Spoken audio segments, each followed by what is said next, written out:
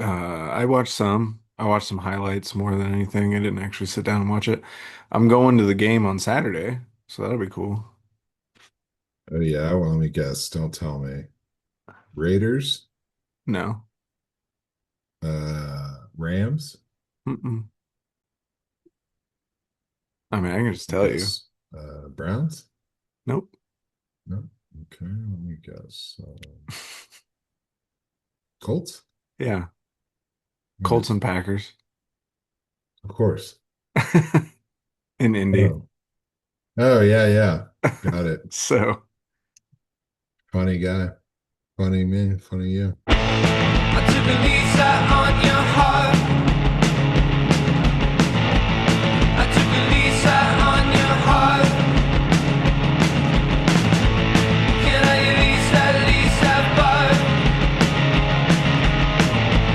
Can I at least have bar? Can I at least have bar? welcome back, everybody. We are Rough Draft Research. You are the audience, and together we're on a quest for Dynasty Domination. How's it going over there, Daniel? Pretty good. Pretty good. Got my first redraft draft done. Hell yeah. Had to take a couple flights to make it happen, and I'm still slowly recovering from what was a pretty sweet weekend with the boys. House That's of awesome. Buckets. So, yeah, man, how are you doing? Good, can't complain. Nice little break we had, but we are back in the thick of it. Gonna finish up our draft or not draft division previews coming up over the next 3 weeks, so that'll be fun, and then we'll be right next to the season starting. So I'm pretty pumped. Without further ado, really, we are getting into the NFC West this week, and I'll kind of just kick us off, I think, with the San Francisco 49ers. Interesting. Niners just cannot catch a break, it seems like ever with injuries or just anything else. But talking about the QB, obviously it's Brock Purdy, signed to a 5 year, $265 million contract this offseason, $53 million average.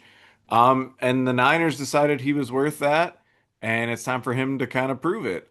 Which so far I do think he has. I mean, a Super Bowl appearance, he's been in the playoffs a lot, consistently high play. You could make the argument that when he doesn't have the people around him, he's not as good, but that's not that big a deal. I don't think he runs that offense pretty well. And last year they got knocked by the injury bug really, really hard. It affected the entire team, including Purdy. He finishes the QB 14, and they really just couldn't get consistently going. However, people, draft or NFL pundits, whatever you want to call them, are pretty high on the Niners as a concept this year, and it kind of makes sense why. If you look at their like pop the hood stats, they ranked ninth in EPA per play last season and ninth in offensive DVOA, which if you don't know what that is, it's kind of like drive efficiency. You're ranking, and it takes into account like the quality of the team you're playing and how the general league has done in similar situations. So it's a pretty nerdy but pretty good way to evaluate how good a team is. And with all the injuries they had last year, they still finished in the top 10 on both those stats. So that's just pretty crazy. So people are expecting the Niners to bounce back with all their players coming back. But we'll get into it. Are there players actually coming back? I'm not sure. But Purdy is going to have a chance to lead this team, and it may be a little tough for him. Again, I think he's proven that he'll lead this team to fairly decent results regardless of what's going on. I mean, he basically was playing with one hand tied behind his back last year and still finishes the QB 14. But I do think without his full flock of weapons, he is limited to me to around QB 11 to 15, which is still pretty good, especially in a super flex as if he's your QB 2. That's not bad. In a low end QB 1 even, if it shakes out correctly. So I'm excited to see Purdy. I'd like to see him kind of make a name for himself this year because he's not playing with the Avengers anymore. Um, he'll kind of get to prove it. So that'll be fun to watch. Don't have much. It was hard to evaluate the Niners with just how much they've got going on, and we don't even know who's going to be playing or whatever. But onto the running back room, we got CMC. Christian McCaffrey, like, what do we even do with this guy these days? He's only played 2 full seasons in his last 5 seasons, but in both those years, he finished as the RB1 and the RB2. So if he's there, he's gonna be great, you know? But or potentially, he is 29. He's coming off a season where he only played 4 games with an Achilles injury. But if he is healthy, this offense hasn't changed. He still has the Kyle Shanahan advantage. He still has a great offensive line, a coach that's going to scheme him into great situations. Do I think he has an RB1 type season in him? No. But a top 10? Absolutely. I think he could if he's still healthy. The Niners are taking it easy with him this offseason, talking about his conditioning and kind of working him back slowly. But the camp reports are saying that he looks like his old self again. Even Kyle Shanahan said he's ready to roll. Now it is August, so who knows if that's actually going to be true. But we can all hope it is. And if it is, you can get him at a slight discount potentially. I saw now his redraft ADP is in the second round, which hasn't happened in God knows how long. Um, but they need him to be a workhorse and to be healthy because Jordan James and Isaac Guerendo are both expected to be out for multiple weeks due to injury. They are hopeful that they'll return for week 1, but that's still a lot to put on these guys to be out, one of them being a rookie and then come in and take a workload. So I really think the Niners want to use CMC as that workhorse, which obviously he has been his whole career. And if you do look at the 4 games he did play last year, well, three, you take out one because he actually got hurt in the middle of the game. But in 3 games he played, he had 88% of the snaps, 94% of the snaps, and 82% of the running back snaps. So even last year, after coming off injury, they still used him like he was perfectly healthy. So I imagine going into the season relatively healthy, or at least that's what they're saying. I think they're going to use CMC as a workhorse again. And again, I think he'll be a top 10 RB at least for one more year, barring any sort of injury. Moving to the wide receiver room, the Niners really, really can't catch a break. In the wide receiver room, there's injuries and all kinds of stuff going on. Brandon Ayuk is targeting a week 6 return to the lineup. Jawan Jennings is sitting out, either hurt or just hoping for a new contract or both. Which reportedly they're not close on a new contract, which makes sense to me. They just paid Purdy. They already paid Trent Williams. George Kittle's getting paid there. Brandon Ayuk just got paid. Like they've shelled out a lot of money, and Juwan Jennings has been good, but he's been a rotational guy and good when they need him to be. So it makes sense to me that they are not lining up to pay him. But if he doesn't show up or is actually hurt, that's going to be pretty tough for them to deal with. Demarcus Robinson, who they signed from the Rams, is facing a suspension on a DUI charge. And Jordan Watkins, their 4th round rookie, is out with a high ankle sprain, and we know how tricky those can be to come back from. Just ask Tyrese Halliburton. Um, then they signed Equinemius St. Brown, Amon-Ra's older brother, who immediately got hurt.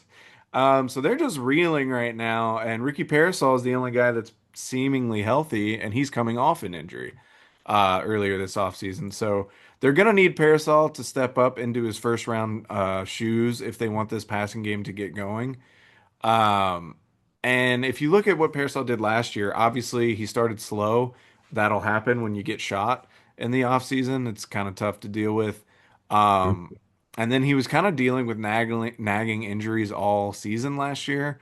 Couldn't really stay on the field consistently, but he did show flashes of his talent. In his 3rd game, he caught 4 passes for 73 yards and a touchdown. And he really finished the season strong in his last 2 games with 18 targets, 14 catches, 210 yards, and 2 touchdowns over the final 2 weeks. Um, and then if you try to look up stuff about Parasol right now, it's positive signs coming out of camp, man. Uh, Parasol's been looking crisp. He's been, quote, unguardable so far. And we've seen Kyle Shanahan take pretty much any receiver that can run routes and get open and make him a star, at least for a few weeks when he's needed to. And to me, this is like kind of perfect scenario for Parasol to be like an early season X factor for you. If if he goes into the first few weeks as the wide receiver one for the San Francisco 49ers, he really could end up being like a flex or a wide receiver two for you for the first 6 to 8 weeks while Brandon Ayuk is trying to come back. And then even if he does dominate during that time or is even good like they wanted him to, I feel like people forget that he was a first round pick and they want him to be a guy. So if he is playing consistently well, then he may even be able to be still a wide receiver two or at least a flex play whenever Brandon Ayuk is back. And I assume Brandon Ayuk is going to need some time after his injury, pretty catastrophic injury, to adjust and get back in the lineup. So I think Parasol can really, really help you out. It seems weird. It seems like people are out on him already, or at least some people, and that doesn't really make sense to me. So if you can get him off somebody or trade for him, I really do think over the first 6 weeks he could be kind of like a sneaky little factor for you. Tight end room. This is pretty easy. George Kittle seems like he's fully healthy and ready to go. I wrote Kittle off way too soon in a league just for being injured, and he's continued to be a monster. Kittle has finished in the top five for fantasy tight end in all but two of his 8 seasons in the NFL, which is just pretty crazy. Just that consistency. And one of them he was hurt, and the other one it was his rookie year. So. Um, with a multitude of injuries that the Niners already have and are going to have to be dealing with, I really think Kittle is going to be targeted early and often. I mean, he usually is, but I could see him just going nuclear this season, especially at the beginning of the year. He should be close to 100 targets. He's reached over 90 in 3 of his last 4 seasons. And I really think he could possibly break that 100 target threshold if the injuries keep devastating the 49ers the way they are right now. So he's a guy in redrafts, especially tight end premium redrafts. He's a guy I think everybody should go after. Um, he just looked awesome last year and doesn't really show signs of slowing down for a guy that's 31 years old. So going into IDP real quick, Niners have some studs on defense still, not as many as they used to have. They lost Talanoa Hufanga and Dre Greenlaw is over in Denver as well. But they still have Nick Bosa, who could be a star for you. But I really just want to shout out Fred Warner, who's an absolute stud at linebacker, over 100 tackles in all 7 of his seasons for San Francisco, with over 130 in the last 4 seasons. He should be a stalwart, a plug and play fantasy guy for you. Just sit him there and let him rot. In terms of sleeper, this was a little harder. There's a lot of moving parts on this defense. You got first round pick Michael Williams, I think is really interesting. He immediately is starting, according to our lads, at edge for the 49ers, who do need pass rush help, opposite of Nick Bosa. So that could be an interesting way to go. Uh, Demondre, Demondre Lenore is only rostered in 28% of leagues. He is a corner, but he's coming off back-to-back seasons where he had 85 tackles, which I think is just interesting. He could be a little weekly flex or a break glass in emergency DB for you to pick up off the waiver wire. But I'm actually gonna go with Jason Pinnock. He's only rostered in 14% of leagues, which makes him one of the deeper sleepers we've talked about during this exercise. And he's replacing Talanoa Hufanga at free safety, and he's coming over from the Giants. He also had 85 tackles in the last 2 seasons. He is dealing with a heel injury right now, but I think he could be like a really cheap upside pick in the DB room for you. Just kind of taking the pressure on the back end of that defense and becoming the tackler of their secondary, if you will. So that's my pick for a sleeper for the 49ers.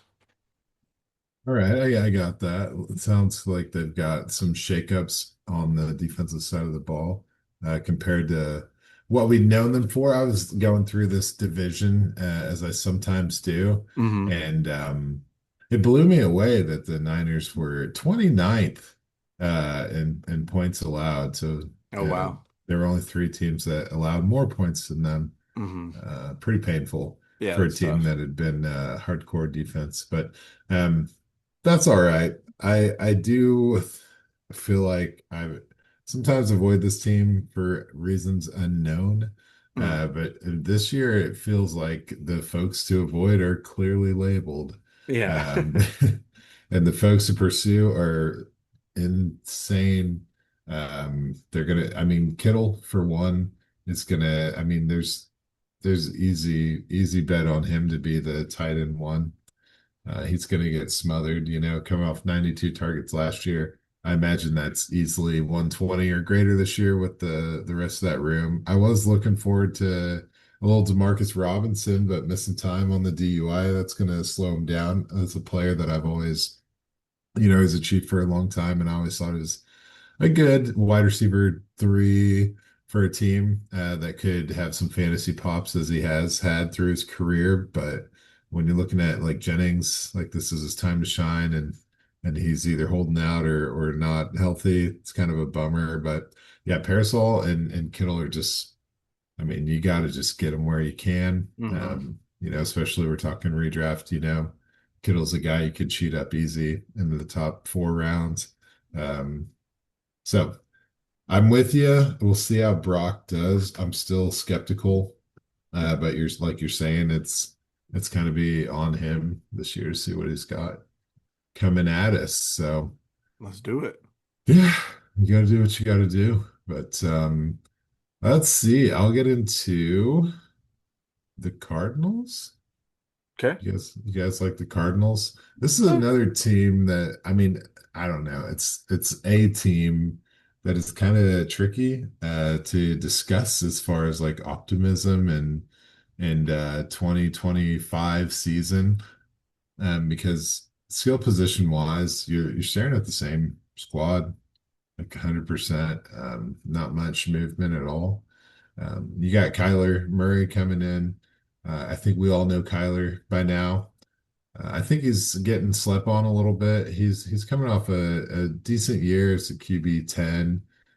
He got over 500 rushing yards. He's starting to balance a good rushing and passing game. It was one of his top passing yard seasons. Yeah. And he had 21 touchdowns, 11 interceptions thrown. So he's producing at a pretty decent level. Um, but he had plenty of injuries in prior years, so I could see why people are skeptical. But he's 28. Feels weird. Like if Kyler Murray's 28, then how old am I? Like 95, something like that. But I always look at where these guys are at on the keep trade cut ranking, and he's quarterback 17. And I feel like he should be a little higher than that. I think he had some excitement, but then he's hit a couple of injury years, but his first 3 years he was top 10, all 3 years, and now he's getting back into that area. I think he went through some rocky wide receiver rooms in that time period, and things are coming up. It's obvious to me that Marvin Harrison, who kind of started off, with a slow rookie year, um, and a wide receiver 30 finish, is probably going to take a step up in a major way. I got into Harrison's stats, and I was a little surprised to see some of the things he was able to do. He was 10th in the league in contested catches, tied for 10th, I should say, which I thought was a little surprising. Obviously, that's what you want to see out of a guy with his kind of college prowess in the end zone and kind of on the boundary. So it was good to see that. He only had one drop, and the targets were 116. So you like that number, but then the catches were only 62. So we're looking at less than 55% catch rate, but there's only one drop. So you're hoping that him and Kyler can just get on the same page and in a nice rhythm to get him where he needs to be. Because this offense is really, it has like its figureheads and not a lot filler. And I say that just like each position has its own billboard champion. There's not a lot of competition for who's the alpha.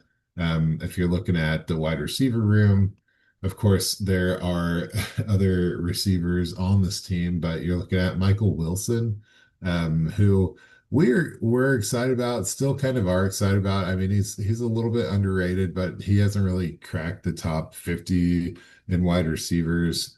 He's not getting targets above 80 in any seasons. This might be his best chance to kind of get there.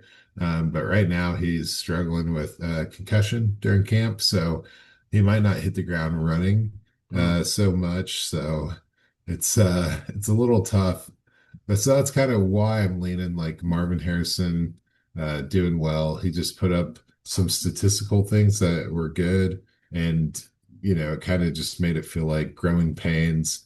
Not a kind of guy that had a poor rookie season. I think it was more of a disappointing rookie season than anything. And I look for him to take a bounce back in a big way. And I feel like that's kind of where I'm at with this team, like the story of this team in general. Mm. Um, because we have Trey Benson, right? Who we were pretty pumped about coming out of Florida State. It seemed like it was pretty obvious that he wasn't going to be carrying James Conner's bags, that it would be vice versa, but it didn't turn out like that. Kind of a slow, like this was a disappointing and kind of a bad rookie year. Mm. Peaked at like 12 and a half fantasy points in 1 week, thanks to like his only touchdown of the entire season. And his highest volume was 11 carries.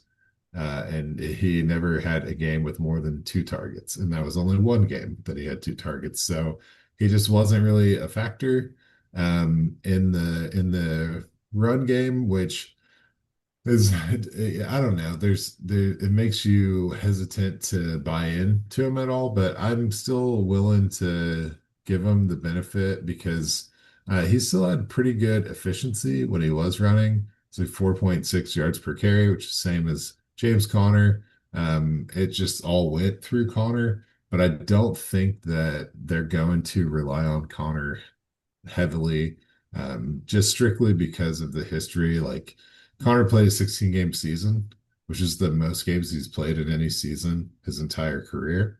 So you have to be, I think they know what they have with him. He's 30 years old. He's been a great back on this team, but I think they'd be kind of foolish not to embrace Benson, who was kind of a raw guy anyway, but he's very athletic and Yeah. and pretty powerful runner. So they got to find a way to activate him and get him going. So I'm looking for more of a even split. James Conner had 236 carries last year, just over 1,000 yards, and eight touchdowns. And I think that they got to just find a way to split that up a little closer to 50-50. Personal opinion, but I think we all know who's actually going to be taking care of this team this year. It's going to be Trey McBride. Hey. I mean, this is insane what he's managed to do in his pretty short career. Um, I don't know how he keeps doing this. It's been going all the way to college. Hmm. But anyway, he just keeps kind of climbing up the ladder. He had 147 targets last year. Bananas. That's wild, yeah. And number two tight end on the year, but he only had two touchdowns. Are you kidding me with this touchdown stuff, man? I'm getting sick of it. In college it was funny, like in the pros it's getting amusing, but this guy needs to just be activated Yeah. uh, in the red zone. It's kind of rough just to think about what they're actually doing. But it wasn't as if he wasn't targeted heavily. It's Hmm. kind of it's kind of a bummer to look at the actual numbers because he was like 12th, Yeah. in red zone targets amongst the entire league. He was the third tight end, which fun fact, Travis Kelsey was one, but Zach Ertz was number two. I don't know what we're doing here with this Ertz stuff, but so yeah, he had 20 targets in the red zone and only managed two touchdowns. So it feels like opportunities there for him to step it up. Compare that to Kittle, who had 19 targets and eight touchdowns in the red Wow. zone. So Yeah. the magic's there. He just has to make it happen. And if he can translate that part of his game for the first time ever, then I mean, I don't know. Where do you go from tight end two? I mean, there's only a few spots, but I do feel like he can defend that finishing position. He out targeted Marvin Harrison Jr. by about 30 targets last year. I think that's going to get closer, and I don't know if that's necessarily him going down or just Harrison going up. But like James Conner at 55 targets, that's pretty good for him, honestly. And I think that a little bit of that goes to Benson, but mostly we just got to keep the tight end activated. I don't know what I'm really saying about this team other than Marvin Harrison's the man. Trey McBride, obviously a god amongst men. And James Conner, dude, like the guy is incredible, but Yeah. you can't ride it till the brakes fall off. You got Trey Benson, you got to shift that load. So Yeah. that's the full take. Underrating Kyler Murray. Don't make me sad. IDP, like Buda Baker, Yeah. seriously, major He's sick. stud. I do. It's tough for me with the Cardinals defense to find. I mean, the sleepers are really kind of sleepy. But I do like Zavon Collins he's Mm. been, he's a big name and he's was a first rounder and never has quite delivered on that, but he is making increases each year in the sack numbers. And I'm just kind of keeping an eye on him. If he starts to get traction and keep growing with the sack numbers, and he can get back to some of the tackle numbers he had earlier in his career, when he was just kind of all over the place and feisty, I think he could, get to be a startable D line position guy for you. But yeah, this it's kind of a I don't know, not my favorite defense. But what do you think? Yeah. Yeah, it's a tough defense to kind of figure. I honestly, in terms of IDP, I didn't even really pick a sleeper. I kind of just wanted to talk about how I thought Will Johnson was a great pick.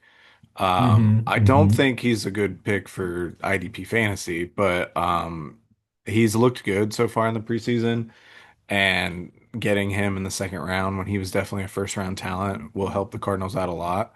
But yeah, this defense is kind of just a bunch of guys. It's a bunch of Jags running around with a J.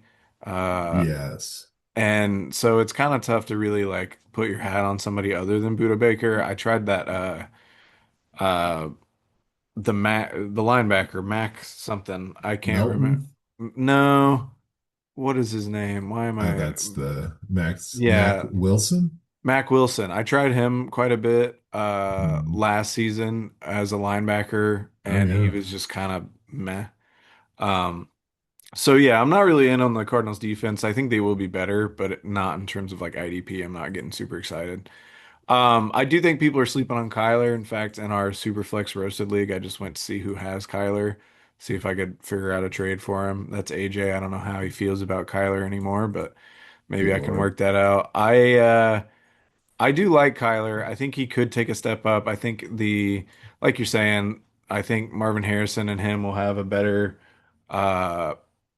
uh connection this year, and that'll help him out. And then if he can just get Trey McBride activated in the red zone, that'll be awesome. So yeah, I think he'll take a step up, and he was the QB 10 last year, so it's not like anything crazy if he were to be 9 or 8. Um, I like Harrison, love McBride. I think you're right about the James Conner, Trey Benson stuff. I still think James Conner, I don't know, does he likely make the top 24 RBs again for the For like sure. sixth or seventh time?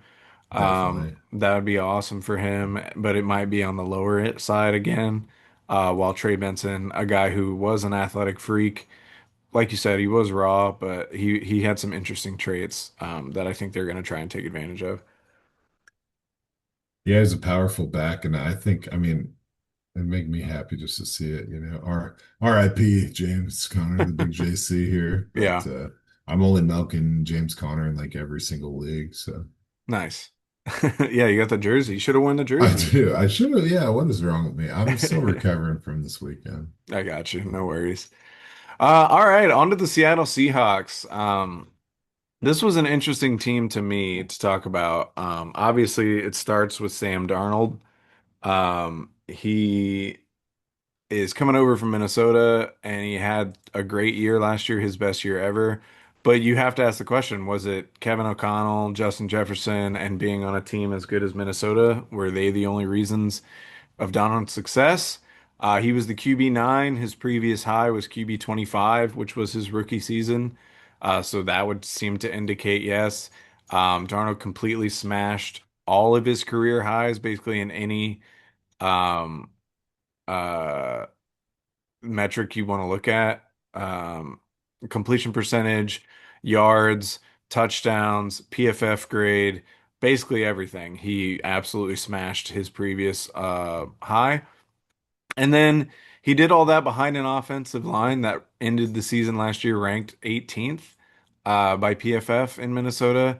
And he had the NFL's Coach of the Year. So it's hard to really say like, oh, for sure, I like Darnold. I like his ability to move the Seahawks team forward, especially when you look at the Seahawks in contrast to the Vikings. They have a defensive-minded head coach.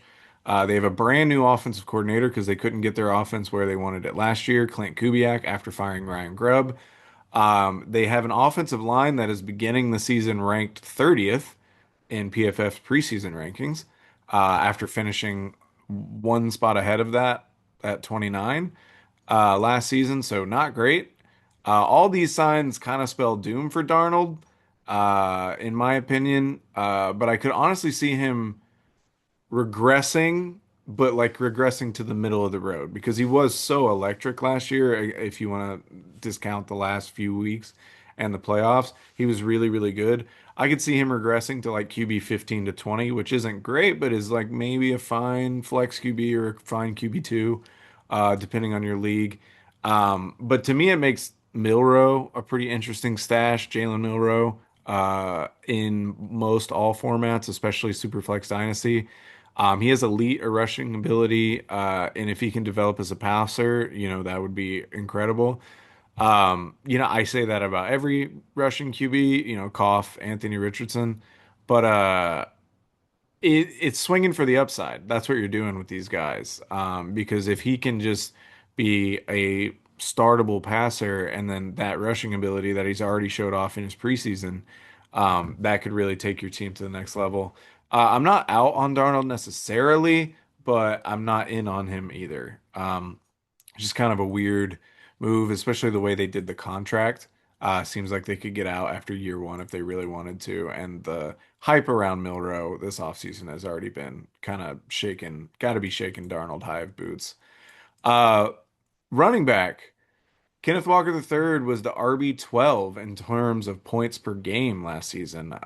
He obviously got hurt, but through 11 games, he had 46 receptions for almost 300 yards. If you add that to his 573 rushing yards, he was on pace for over 1,300 all-purpose yards, 71 catches, and 12 total touchdowns.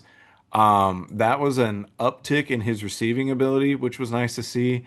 And it would have been a nice season for him. So why are we hearing reports that they might want to trade him or that Charbonnet is primed to take over? That was one report I saw. Didn't really seem that founded to me, but it was there.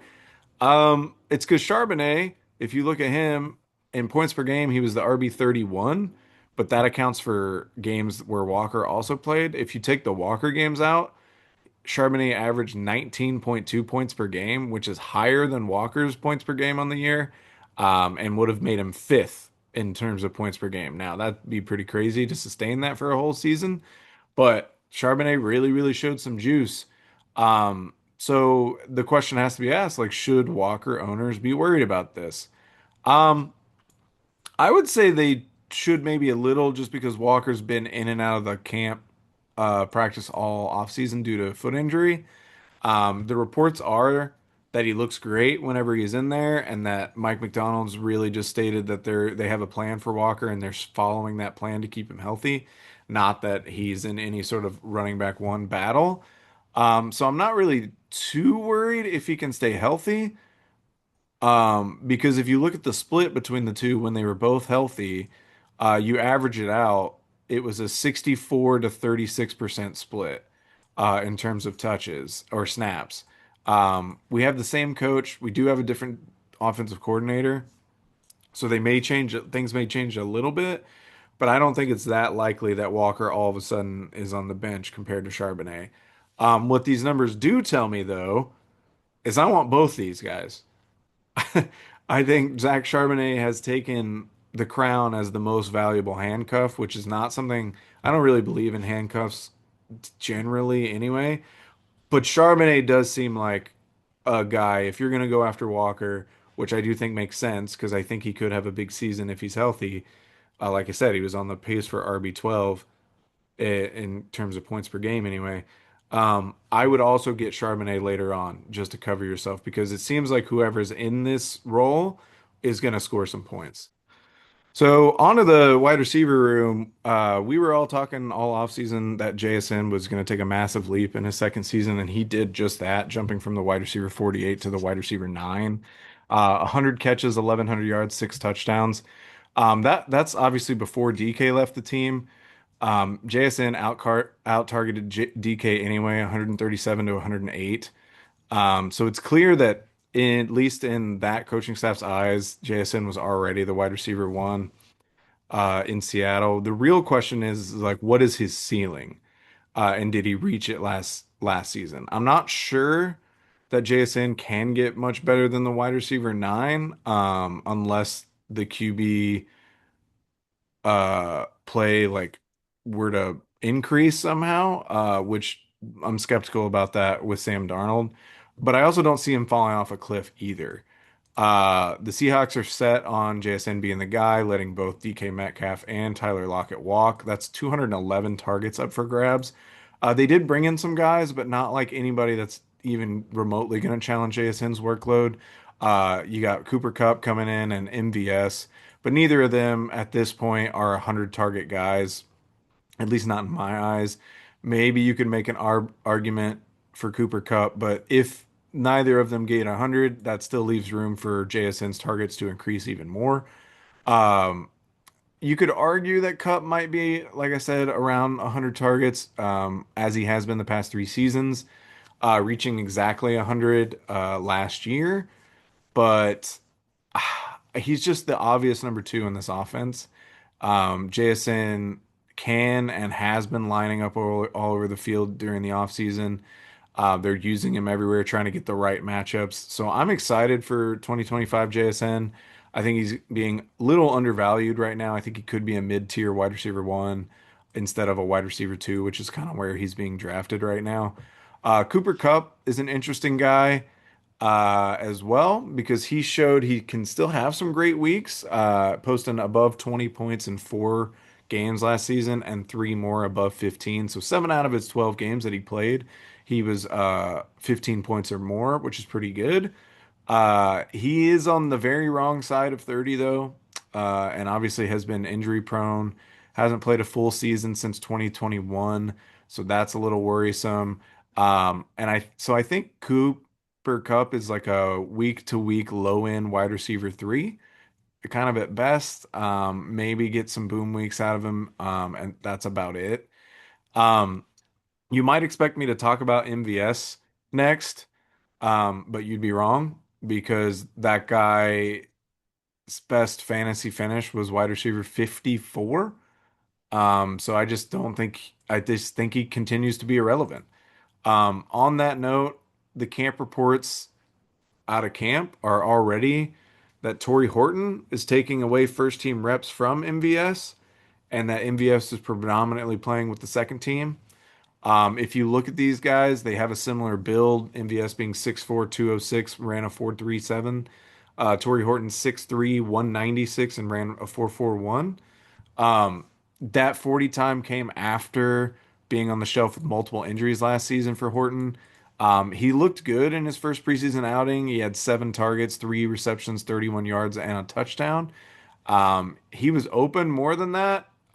His stat line could have been higher if Drew Lock wasn't cheeks. So I think he just kind of screwed him up a little bit. I was high on Torrey Horton coming out, as you know. And it seems like he might be already taking this wide receiver 3 role away from the 30-year-old MVS, which means if Cooper Kupp misses any time, he's the wide receiver too. The camp reports for Horton, he's been like impressing people all camp. So I'm pretty excited. Obviously, it's August. It's preseason. Don't want to get too excited, but I really do think Torrey Horton can be a sneaky cheap, usable piece this season, and we'll see how he goes going forward. Tight end. Incredibly intrigued by this tight end battle as well over the next few weeks. AJ Bonner looked all right over the last few weeks last season, but then the Seahawks went and spent the 18th pick of the second round on Elijah Arroyo. Arroyo is a weapon as a receiving threat all over the field. He's explosive, he's fast, he's big, all the things you like to see, and he could be a legit piece for the Seahawks for years going forward. However, Barner's a much better blocker, and I think the Seahawks value that. I think they're going to want to run the ball. So I do think Barner's still going to be on the field, if not the starter, in a lot of situations, which could make it hard for a Royal to get like consistent work on the field. I think he might be a slow burn. As bullish as I was on him coming in after the draft, I think it might take some time before Elijah Arroyo is the guy and is lighting it up. But the camp reports talk about how crazy he is during camp and how explosive he's been. They even felt comfortable cutting Noah Fant in favor of Elijah Arroyo. Again, I think it's going to take a minute, and I'm kind of just uninterested in the Seahawks tight end position in early 2025, but I'm intrigued to see where it goes. And in the future, I think Elijah Arroyo could be a guy. In terms of IDP, stars, Leonard Williams continues to fly under the radar as one of the best defenders in the league. I think Byron Murphy is in line for a bigger season. He's talked about wanting to get more pass rushing work, and he's been kind of ignored in that realm. So if he could get that, I think it would be interesting. Obviously, again, Williams has been a stud his whole career, and I don't see why it was change. In terms of sleeper, I'm gonna go with Tyrese Knight. He was a fourth round pick last year out of UTEP. He worked his way into the starting lineup by the end of the year and notched 88 total tackles while working his way in. And he didn't play like five-ish games. Six, the I would put six, but technically he played, but he only played like 7 snaps. So I don't know if you really want to count it. During that time, he posted 10 or more IDP points in 6 games. He has been dealing with an injury this offseason, but he's expected to be ready and start the season opener. And I do expect the 24-year-old to take a big leap. And he's only rostered in 61% of leagues, which is on the higher end for the sleepers here. But I still like him, and I like his. I just think he's gonna have a big year too. You're not getting on the secondary, dude. I mean, I love this secondary. I Um, know. We need like a secondary only fantasy DBs league yeah. because you're right. I mean, they're not putting paper in the bag, you know what I hmm mean? I But mean, yeah. Nick Emanwari is a guy I drafted, and I'm excited to see if he ends up playing. And then, yeah, they already have two really good safeties, so yeah. All right, I'm with you. I won't go just wrecking this thing talking about DBs. Yeah, I'm with you on the Darnold deal. Um, it's impossible for me to believe that he just figured it out. I mean, we saw it, I guess, kind of with Baker. It was like he just kind of locked it in after having some down years, but I have to think it was the Minnesota system. I mean, we watched those games. hmm Like the defense was scoring pick six like every freaking week, Yeah. and they're just propping up that whole offense and making it really easy for them to just not lose the game. In hmm addition to having Justin Jefferson, an amazing coach with Kevin O'Connell. So, um, for me, it's a hard buy-in on Sam Darnold, and I know you're not like out there waving the Sam flag, but I just have to avoid it. That's an instinct of mine. But yeah, Jason, he rocks. I think it is kind of funny. He should be a higher, as you were saying, he's in the mid second now, and he's probably a player that should be barking in the top. Oh, keep trade cuts got him at wide receiver 11. That's all right. I'll That give him sounds that. right. Yeah. Yeah, we'll let him be. I'm happy with that. He's above AJ Brown. I can agree with that one. And Yeah, as far as like people definitely are sleeping on Kenneth Walker if he has the ability to get in and lock it in. As far as Charbonnet goes, I mean, just don't even get me started. There's plenty of RDR film of me talking about Charbonnet throughout the years. Hmm. Obviously, he just got drafted into a situation where he wasn't required to be the guy, but if given an opportunity, given a crack, he'll kick the door in, I think. So I'm pretty excited just to see how it goes. And Arroyo definitely loved watching him play, but yes, does seem like a player that's going to take a little bit of time. But that Horton call is pretty sweet. Personally, I think that there's a little bit of smoke there. Guess if we're getting into it, there is the Cooper Cup of it all. Yeah. Um, it's kind of a tricky conversation because I don't know what Cooper Cup's up to these days. Kind of shortened the year last year. Every year hasn't played a full one since 2021 when he did the incredible things that people will never forget that he's done. But I don't think like the sum of the past 3 years hardly equals that single year. So without him being healthy, it's going to be kind of a tricky situation. Past few years been 12 games, 9 games before that. But I say all this not to talk about the Seahawks, but to talk about the Rams, Mm. the team that he's leaving behind. And so for him to go 100 targets playing like, less than 75% of the season, um, it just gets me a little excited, a little pumped about what could be happening with Los Angeles, the real Los Angeles. Because we all know the story. Everybody knows that Puka Nacua is the wide receiver one in the whole nation. Obviously, he missed some time last season with some injuries, and this whole team kind of missed a beat big time last season. Um, and that's fine because as a rookie, he had 160 targets and was the wide receiver four. And again, these are things that people will never forget about. But they went ahead and messed around and added, a wide receiver who's no scrub and Devontae Adams. Hmm. And so to me, this is extremely intriguing. I kind of mentioned it maybe on camera, off camera, about Devontae Adams being wide receiver 11 last year, and the Hmm. Jets having two guys in the top 12, which is mind blowing.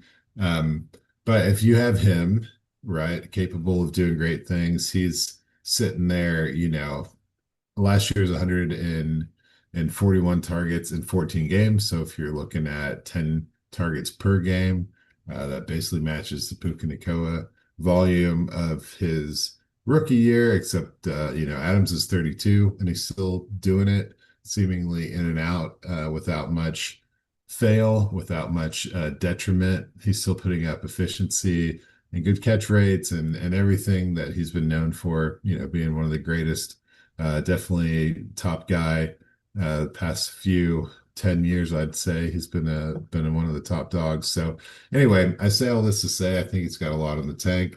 I Mm. think putting him and Puka on the same squad is pretty much the same thing as having him and Garrett Wilson, maybe even an upgrade situation. You look at the rest of this team, and it's got some cracks.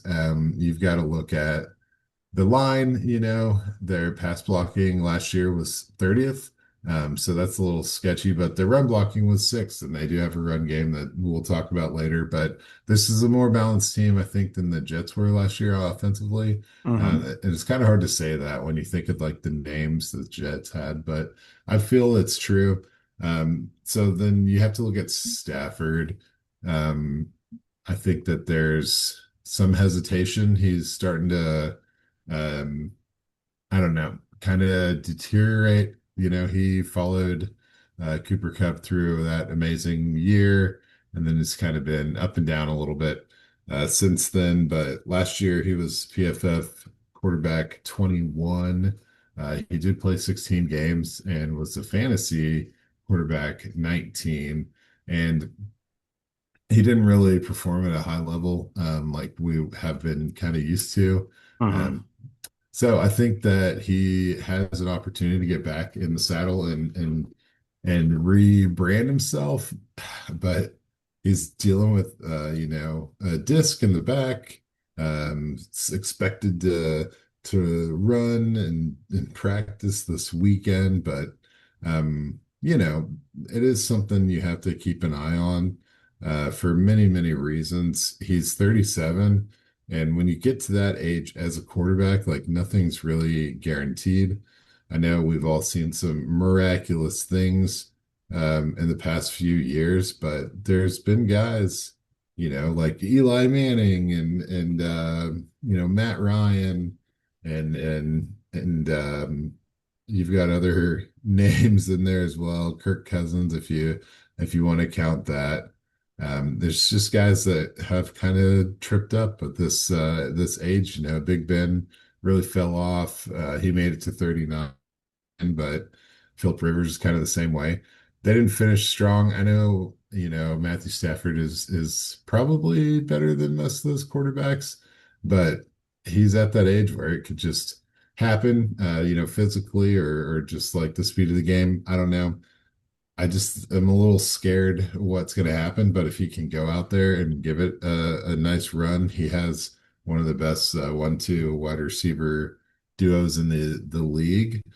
Top three, Yeah. probably. I gotta say, can't be argued with that. So everything's kind of in place for this passing game to work and to work well. It's always been like hyper target in the wide receiver room. Big part of that was last year. You had Tyler Higbee missed the whole season, basically. Um, and they didn't really supplement it in too hard. They had Colby Parkinson and Davis Allen. Those guys are still on the team. And then we also add uh, Terrence Ferguson, who was a second round pick, right there around Arroyo. I think it was the 15th pick of the second round. I know both of us were a little surprised by that draft capital. Hmm.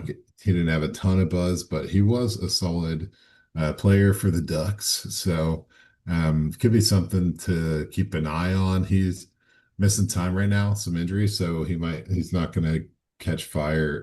It's a lot like the Arroyo thing, except I think Ferguson has a higher upside and a better offense. So he could be just a guy to keep an eye on, especially if you're in a dynasty league and you got a roster spot. It never hurts. You can always ditch him whenever you need to, but if he hits, it's going to be pretty much free money in the tight end room, which is always the way to do it, Yeah.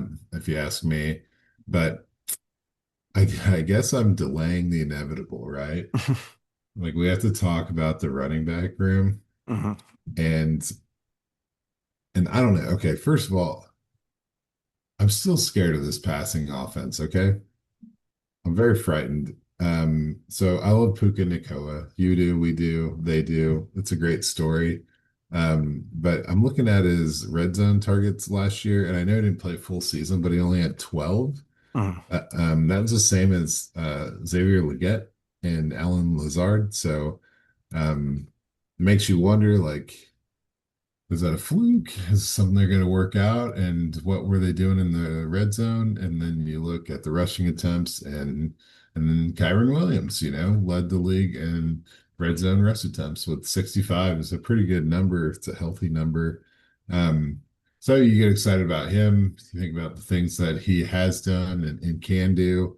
And he's coming off a back-to-back running back 7 years.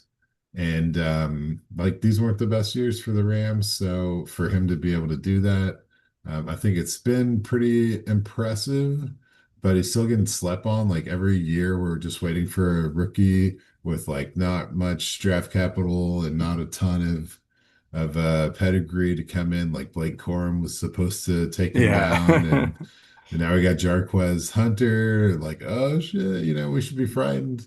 Um, but it's like I don't know. It's kind of weird. He's at the RB9 on keep trade cut, yet he gets in there and he's really putting down some incredible numbers. I think that, he had 1,300 yards on the ground and 14 touchdowns and did enough catching to have a little name for himself. So I look at all this and I'm like, oh, this guy's got to be, he's got to be undervalued at the moment, right? Like this is ridiculous. But then you break into it. He had 5 fumbles, which was not a great number. And then the thing that kills me is he only had 127 breakaway run yards, Hmm. which for a 1,300 yard season is kind of sad. In fact, out of all running backs last year in the regular season with at least 100 carries, there was only one that had a lower breakaway yard percentage than him, and that was Kareem Hunt. Oof. Yeah, so it's pretty bad when Nick Chubb has better breakaway run yardage than you, and you're supposed to be a top 10 Yeah. running back. So I'm like, "Fuck, dude, I don't know.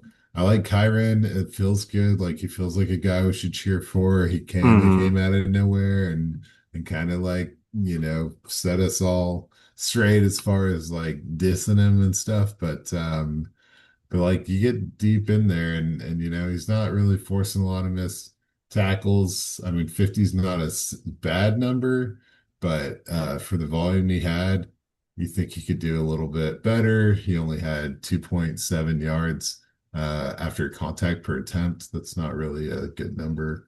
No. But he has the volume and I mean he has the yards. So you can't take that away from him. Um, yeah, I don't know. So I came into this being like Kyron's being undervalued, and then I look at it and I'm like, damn, how's he producing this volume with such kind of horrible efficiency? And get the red zone numbers, you get the touchdowns, get the carries, get the yards. You can average 4 yards per carry when you get 316 attempts. It's probably going to work out for you. So Yeah. yeah, I'm just kind of waffling on Kyron. I really do think the passing game steps forward for the first time in a couple of years, as long as Stafford can still play at his level. And in that sense, maybe, Kyron is not being overvalued. But I mean, just to be sad and we can all weep together or whatever, like Jimmy Garoppolo is the other option. Yeah. There's like nothing redeeming on that Hmm. for me. I mean, he had some good years in San Francisco, hit or miss, a lot of injuries, ton of injuries, just basically injured. He had like 3 good games when he played for New England. That was cool.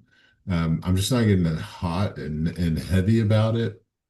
Like personally, I'd rather see what Stetson Bennett can do.